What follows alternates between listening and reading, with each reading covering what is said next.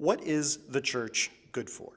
Do we even need the church today in light of modern society with all of our scientific knowledge and advancements? Is there a place for the church still in the 21st century? It's a question worth considering. But also consider this. What if I told you that without the church, modern science, medicine, and education wouldn't even be what it is today? Let's talk about that on today's episode of the Science and Faith Podcast.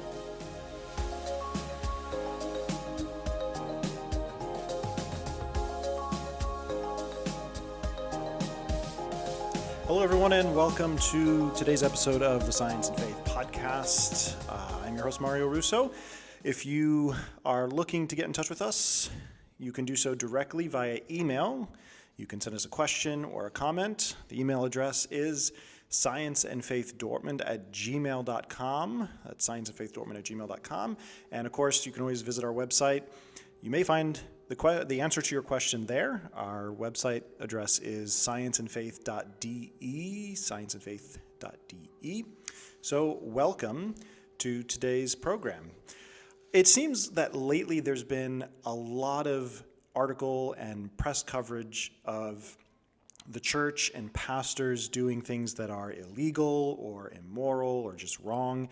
And it's led a lot of people to ask a very legitimate question, and that is, does the church still have a place in our modern society?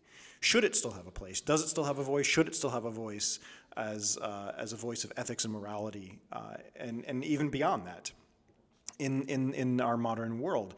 And I think in times like this, it's especially important to remember all of the positive contributions that the church has made to society. In fact, Western society today as we know it would not be as advanced, as healthy, as smart as it is if it wasn't for the church. We have all of that to thank the church for. So obviously we don't have time in a podcast to cover everything, but I can think of just two things off the top of my head that I think that are worth talking about.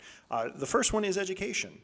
With a modern education as we know it today is thanks by and large part to the church. So aside from the church going out and doing missionary adventures and planting churches and starting new communities and new religious starting new religious works around the world, as part of that missions philosophy, one of the things the church would do is they would establish a school in the community to bring education, so to teach people to read, especially the poor, to read and to write, and they would teach them then, of course, by giving them these tools, they would be giving them the gift of knowledge and being able to read for themselves and write and educate themselves. And so very often the churches would found schools, in addition to things like hospitals, where they would bring in doctors to tend to the sick. So, but even on another level, higher education today, the concept of the university was started by the church. In the Middle Ages, the church was the one that sort of organized and formalized study and certification in the university environment, where the reason why we have college degrees today is because the church made that possible. They organized the collection and the organization of knowledge into the university setting, and then they would give out certifications, what we call today diplomas or degrees, certifying that this person studied and knows the things that they say that they know. So that's been a huge contribution, obviously, to the Western and Eastern world. It's been a major contribution to all societies, the formalization of knowledge in the form of a university and the education of the poor through schools. The second one that's really, really important is science. The promotion and the advancement of science has been always championed by the church. And I know that can sound surprising to some people. Think, well, hasn't the church persecuted scientists throughout history? And we're going to get to that actually next season, where our whole season is going to be dedicated to the history between science and the church and Christianity and the interaction between the two. And we'll cover topics like that, and we're going to dive in depth into that. So stay tuned. But without the church, without Christianity, we wouldn't have science today as we know it. The scientific knowledge that we have came from scientists who were Christians, and many of them were also clergy. They were priests, they were monks, they were clergy members, nuns, the Sisters of Mercy.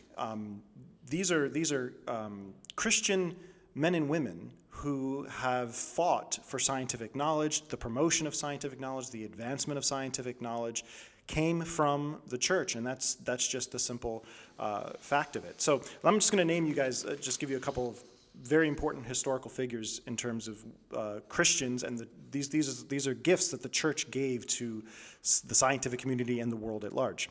William Turner, he's known as the father of English botany, but also Francis Bacon.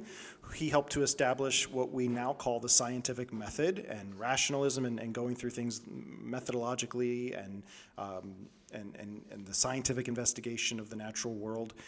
Gregor Mendel was an Augustinian monk who proved the heritability of genes. He's considered the father of modern genetics.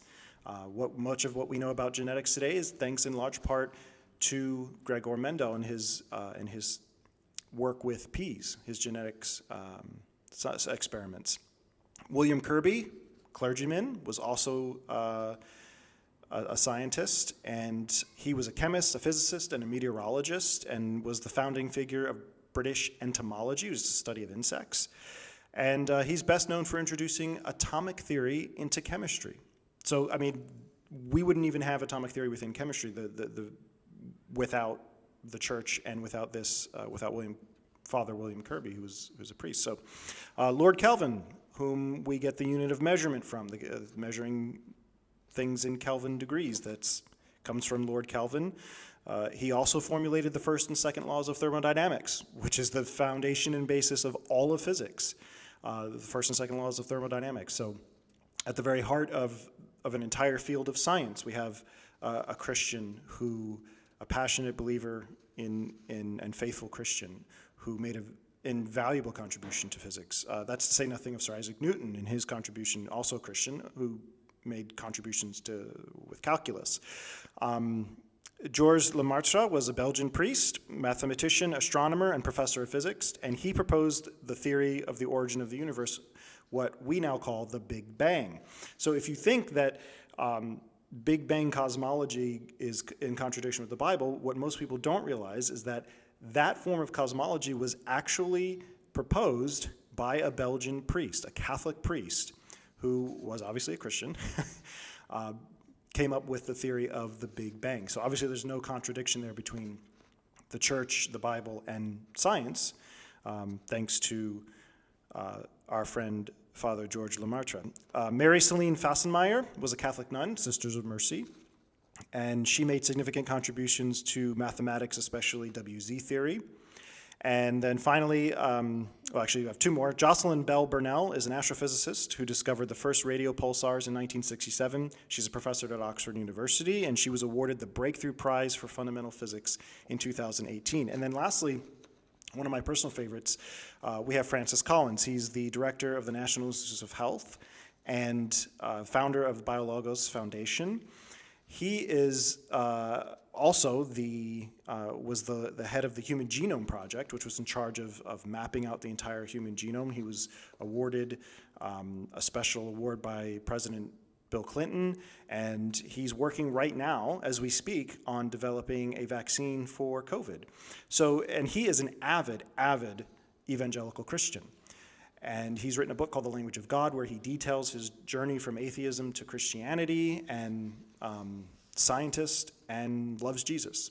So this is just, I mean, the list could be much, much longer. And if you Google just, Christians contribution to science, you'll get a list that's hundreds and hundreds of names long of Christians who have shaped the very world that we live in right now. And it was thanks to their contributions that we have modern scientific knowledge and the organization of that knowledge in the university setting, the advancement of that knowledge, research, and everything is all thanks to the Christian church. And so it's important to remember that while Christians aren't perfect, the church isn't perfect, it doesn't mean that positive contributions cannot come from the church. And as we've seen historically, and we'll see next season as we dive into it deeper, because of the church and because of the long, successful history of promoting and advancing science and education, the church has shaped the world as we know it. So is the church still relevant today? Is it still a part of our society? Can it still make a positive contribution? Absolutely. And I say that without the church, society could not be where we are today. And I would say that without the church, we probably wouldn't be going in a healthy direction as a society today. And so absolutely, we need here in the 21st century, we need the church, we need believers in order to move our society forward. So that's our show today. And I appreciate you guys tuning in today's episode. If you like, remember, you can reach out to us on our homepage, scienceandfaith.de, and you can also send us an email, scienceandfaithdorman@gmail.com. So thanks so much for tuning in, and we'll see you guys next time.